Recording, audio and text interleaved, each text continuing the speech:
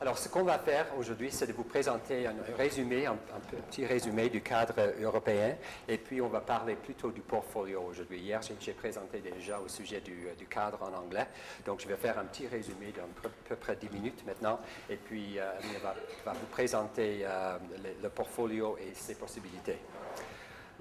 D'accord. Alors, pourquoi un cadre commun pour les langues? Oui, on est en train d'en parler maintenant au Canada. Un cadre peut fournir une assise commune pour la description et la reconnaissance de la compétence linguistique dans toute langue, partout au pays. Donc, cette idée de cohérence à travers le pays. Et de faciliter la communication entre tous les utilisateurs de partout au pays sur la compétence linguistique et la reconnaissance des compétences linguistiques. Donc, cette idée de transparence, que tout le monde peut comprendre ces descripteurs.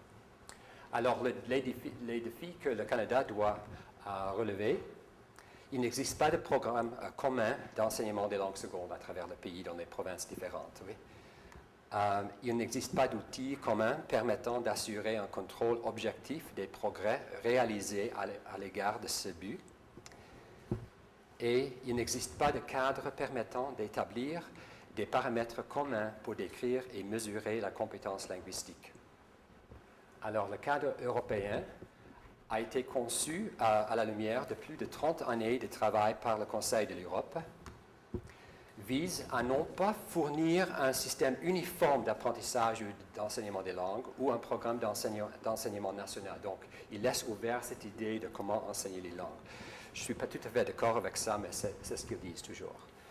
Il vise à fournir une assise commune pour la définition de la compétence linguistique parmi les pays membres du Conseil de l'Europe et vise à stimuler la réflexion et la discussion à l'égard de ces enjeux.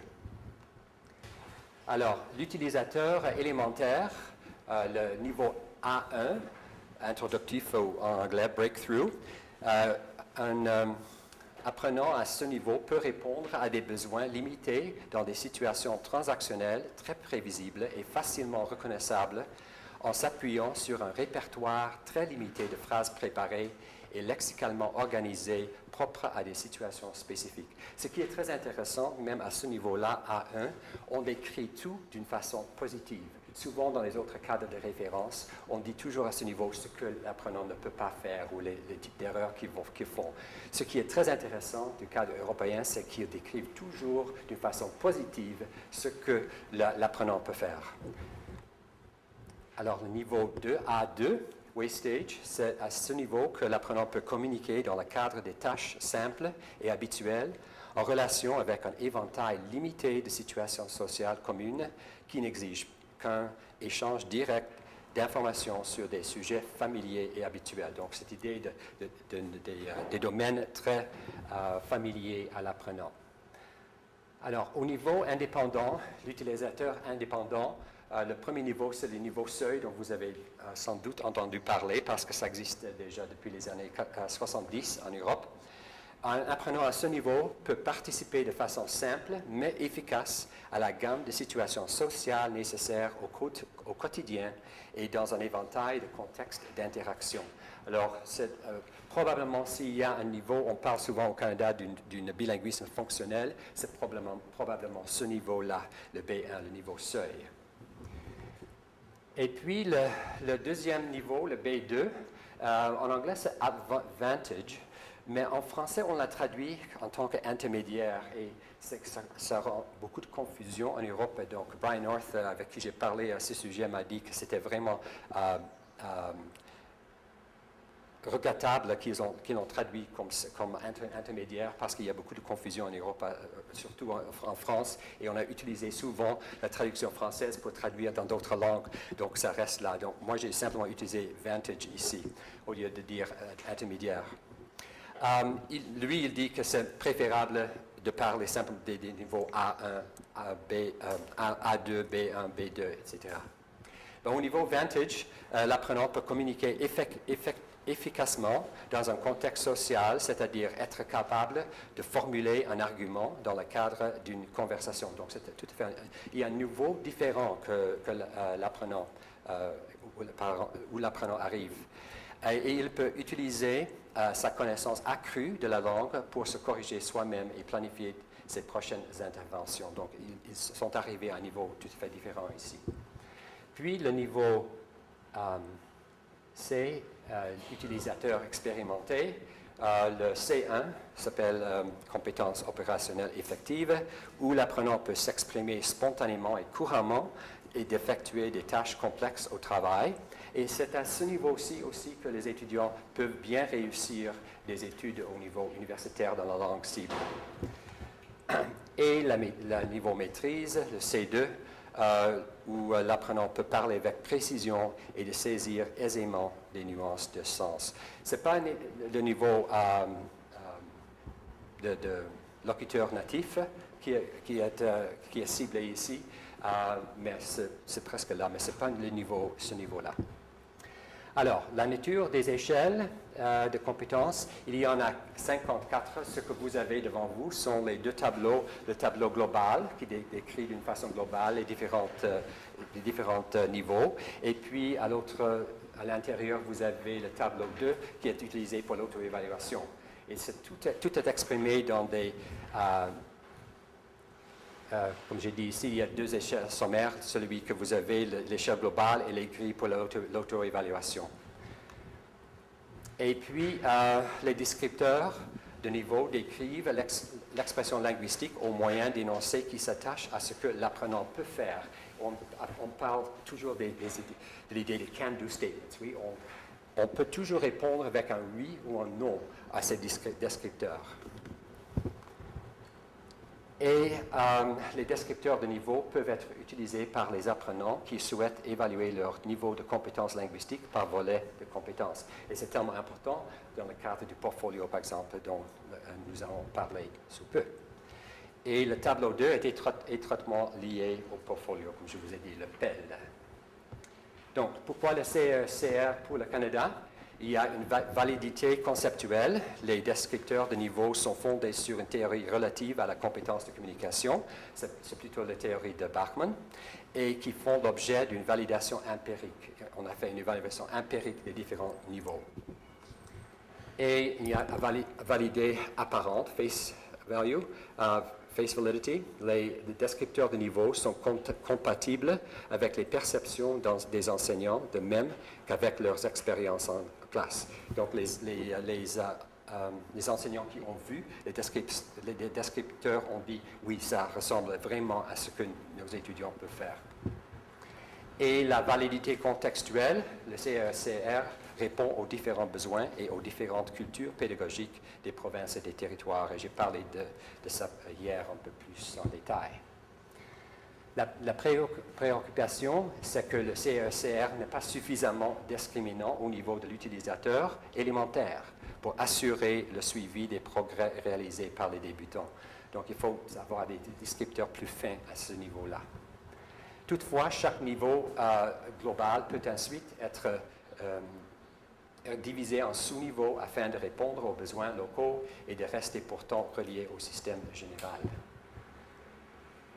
Donc, en guise de conclusion, le CECR pourrait être utilisé par chaque province et chaque territoire comme point de référence pour l'enseignement des langues et l'évaluation, sans imposer un programme d'enseignement ou une méthode pédagogique en particulier.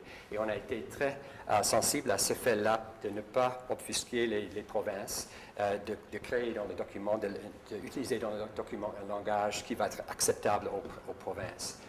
Parce que les provinces n'aiment pas toujours accepter quelque chose qui est soumis par le fédéral.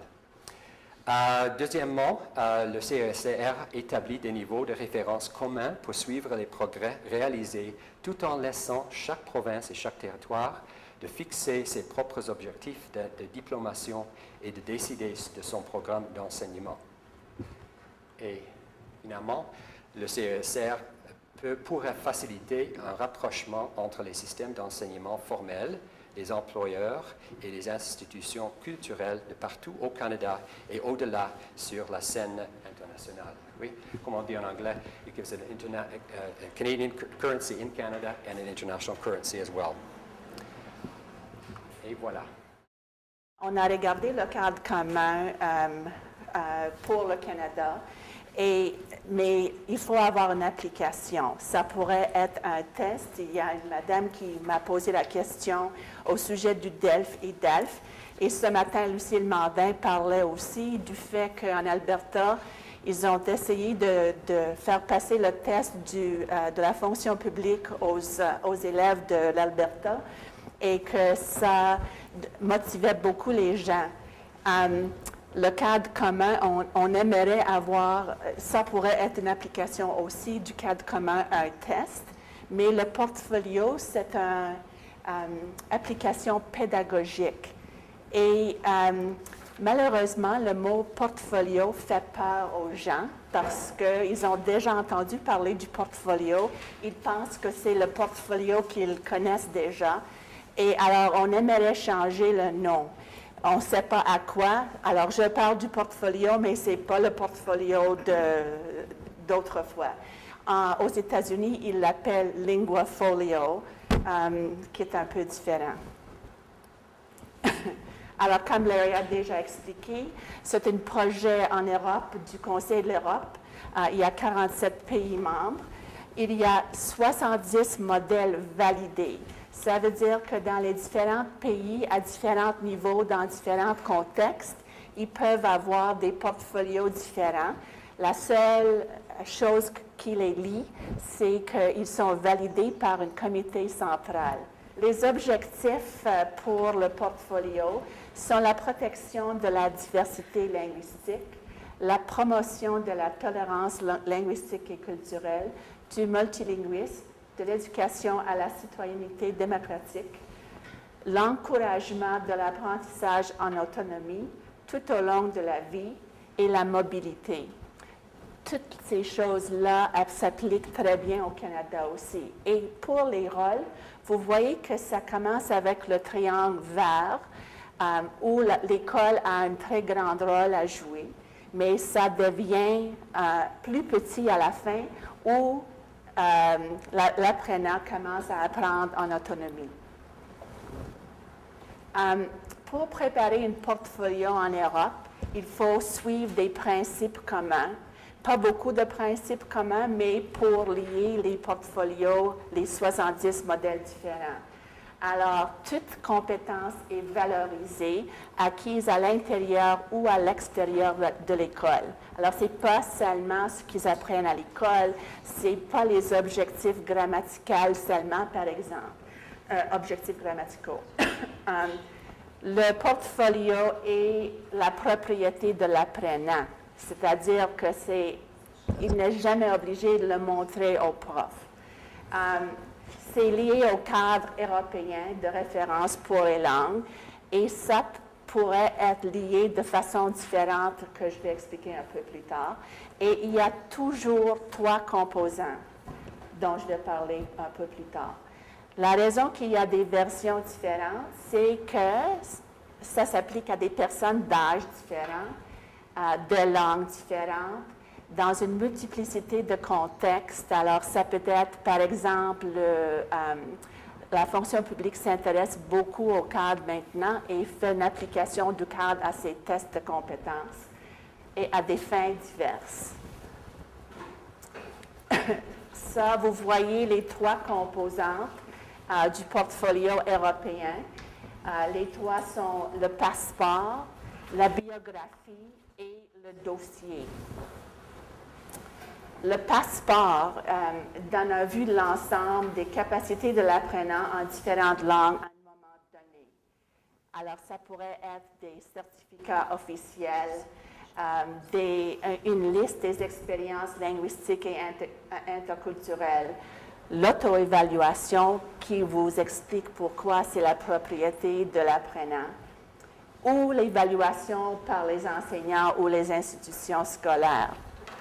Alors, le passeport mentionne explicitement par qui l'évaluation a été faite. Alors, vous ne pouvez pas dire que vous êtes au niveau C2 parce que c'est votre auto-évaluation sans dire que c'est vous qui a fait cette évaluation-là. C'est défini en termes de capacité et vous avez vu les 5 différentes compétences et les niveaux de compétences A1 jusqu'à C2. Et le passeport est standardisé pour les adultes. Ça, c'est la version pour les adultes pour faciliter la mobilité. Alors, on espère que si on voit le passeport, on va comprendre ce que c'est et quel est le contenu. La biographie, maintenant, favorise l'implication de l'apprenant dans la planification de son apprentissage. Alors, il regarde pour le passeport quelles sont ses compétences. Ensuite, il se fixe les objectifs de ce qu'il n'a pas encore appris sur les listes Can-Do. Et ensuite, la réflexion sur cet apprentissage et l'évaluation de ses progrès. La biographie, c'est l'axe pour les processus de réflexion qui relient le passeport et le dossier. Le dossier, ensuite, c'est la chose qui est le plus reliée au portfolio que vous connaissez. C'est où l'apprenant met ses travaux. Alors, ça offre à l'apprenant la possibilité de sélectionner des matériaux qui lui serviront à documenter et à illustrer ses acquis, ses expériences mentionnées dans le passeport et la biographie. Les trois composantes changent de fonction pour les personnes d'âge différents. On ne commence pas avec le passeport pour les plus jeunes qui n'ont pas beaucoup de connaissances parce que ça ne sert à rien. On commence avec les travaux de l'élève et on revient au passeport quand ils ont déjà acquis quelque chose. Pour les adultes, on commence avec le passeport pour leur montrer ce qu'ils savent déjà. On passe ensuite au dossier et à la biographie pour le dossier pour évidence de ce qu'ils savent déjà et biographie pour planifier ce qu'ils ont encore à apprendre. Alors, ça, c'est un tableau graphique de ce que je viens d'expliquer. Alors, pour l'enfant, ça commence où les trois parties sont à peu près... on commence plutôt avec le dossier, puis on passe par la biographie et le passeport. Et vous voyez que pour l'adulte, le passeport est le composant le plus important. Alors, le portfolio a deux fonctions. La fonction pédagogique et la fonction de documentation et de présentation. Évidemment, pour les adultes, c'est la fonction de documentation et de présentation qui est le plus important. Pour les enseignants-enseignantes, c'est probablement la fonction pédagogique. Et quelle est la fonction pédagogique? Le portfolio rend la procédure d'apprentissage plus transparente aux apprenants. Avec les listes Can-Do, ils savent exactement ce que l'enseignant veut enseigner dans un vocabulaire qu'il comprend. Vous avez vu dans le tableau 2 que toutes les compétences sont décrites dans les termes très concrets. Ça veut dire que ce n'est pas quelque chose comme aisance où on peut avoir une définition différente pour tout le monde. Ce sont des choses très concrètes. Alors, il peut se voir, il peut comprendre s'il peut le faire ou non. Ensuite, ça les aide à développer leur capacité de réflexion et d'auto-évaluation. Je vais vous montrer certaines activités que l'enseignant peut employer avec ses élèves pour le faire. Et ensuite, ça leur permet de devenir de plus en plus responsables de leur propre apprentissage. La fonction de documentation et de présentation, on a déjà parlé de ça. Ils ont leur passeport qui est quelque chose de concret, de transparent et comparable à un niveau international. Ensuite, il y a de nombreuses occasions pour s'en servir, transfert scolaire par exemple, passage à un cycle supérieur d'enseignement, début d'un cours de langue, etc. Dans le document dont je vous ai donné le site web, c'est un document de 70 pages avec les annexes ensuite. Il y a des témoignages. OK, je vais vous lire ça.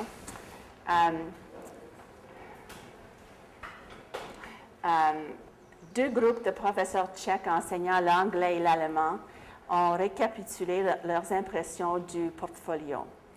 deux phénomènes sont intéressants à constater.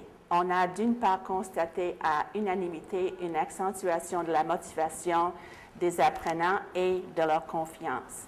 Alors ça, c'est le premier tableau, ce qu'ils ont constaté. Motivation de tous les apprenants, même celle de moins compétents. Les apprenants ont davantage confiance en eux-mêmes lorsqu'ils disposent d'une liste de leurs aptitudes réelles. Les apprenants consacrent davantage de temps à réfléchir à leurs compétences et leurs connaissances langagières. Choisir leur travail les rend plus actifs. Amélioration des relations entre les apprenants et entre les apprenants et l'enseignant. Ensuite, les apprenants réalisent qu'ils peuvent également se servir de leur anglais en dehors de la classe. Mais ce n'est pas tout comme ça. Ils avaient aussi, les professeurs qui faisaient le pilotage du portfolio en Europe avaient plusieurs questions. Ils voulaient savoir comment ils peuvent intégrer le portfolio dans leur classe. Dans quelle mesure le portfolio correspond au programme et à la méthode qu'ils utilisaient. Comment intégrer le portfolio dans leur emploi de temps, qui était déjà très chargé. Et est-ce qu'ils peuvent vraiment utiliser les niveaux communs et les descripteurs avec leur classe? Est-ce que ça se relie? Et finalement, est-ce qu'ils peuvent vraiment faire confiance aux élèves lorsqu'il s'agit de l'auto-évaluation?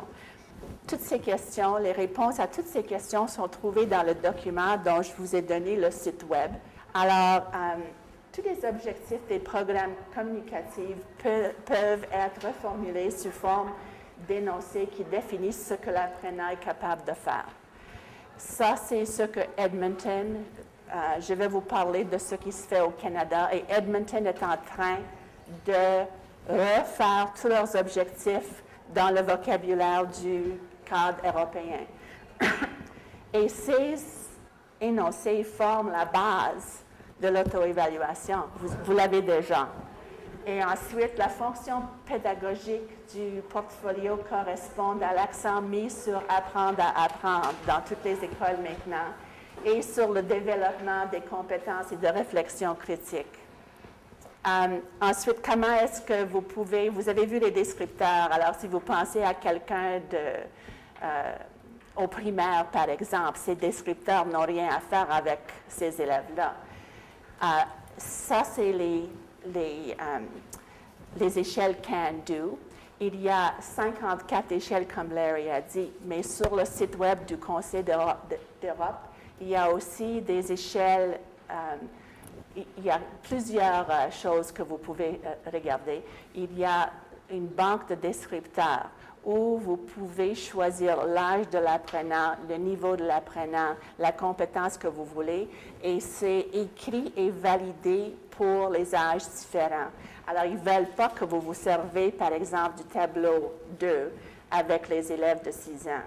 Il y a autre moyen de le dire, mais ça, ce n'est pas valide, par exemple, de se servir de quelque chose pour quelqu'un âgé de 6 ans avec les adultes, parce que c'est trop, il n'y a pas assez de description pour être valide là.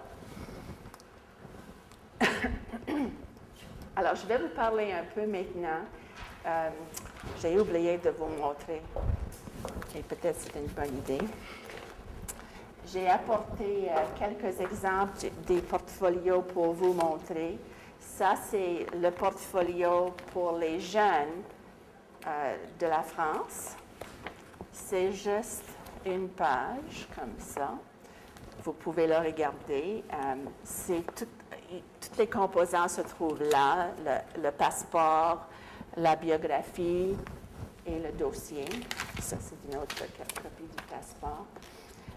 Sur le site Web du Conseil d'Europe, vous avez aussi quelque chose qui dit « modèle validé ». Vous pouvez chercher ces sites-là qui ont des liens directs où vous pouvez avoir les portfolios. Et parce que s'il y a beaucoup de monde qui emploie le portfolio et le cadre européen, c'est beaucoup plus efficace. C'est à partager. Vous pouvez l'avoir de n'importe quel pays. Et si vous voulez l'acheter, c'est pour le prix du papier qu'ils vous le vendent. Alors, ça, c'est Irlande. Ça, c'est pour les jeunes de à peu près 12 ans de la France. Il y a des versions en ligne. Ça, c'est Equals. Le site web se trouve là-bas et vous pouvez tout de suite y aller puis vérifier votre compétence dans n'importe quelle langue. Ça, c'est pour les immigrants. Ça, c'est pour les gens d'Angleterre. Ça, c'est Suisse en 3 langues, anglais, français et allemand. Et ça, c'est études supérieures aussi de la Suisse. Alors, si vous avez le temps de les regarder, je vais vous les laisser là-bas. Ensuite, au Canada, il y a plusieurs projets en cours. Le plus développé est à Edmonton, où le conseil scolaire d'Edmonton a déjà fait la correspondance entre les attentes de leur curriculum et le cadre commun. Ils ont déjà développé un portfolio pour les années 2 à 9 qui est déjà mis à l'essai et en septembre va être donné à tous les élèves à ces niveaux-là. Et l'autre portfolio pour les années 9 à 12 est en développement. Ils ont aussi développé un programme de formation pour les enseignants et enseignantes et pour les administrateurs. Et ils ont aussi développé des sessions d'information pour les parents. Ils ont aussi attaché le cadre commun à leur curriculum et au DELF et DALF, 2 tests qui sont liés au cadre commun en Europe. Le Conseil des ministères d'éducation est en train de regarder le cadre commun pour le Canada.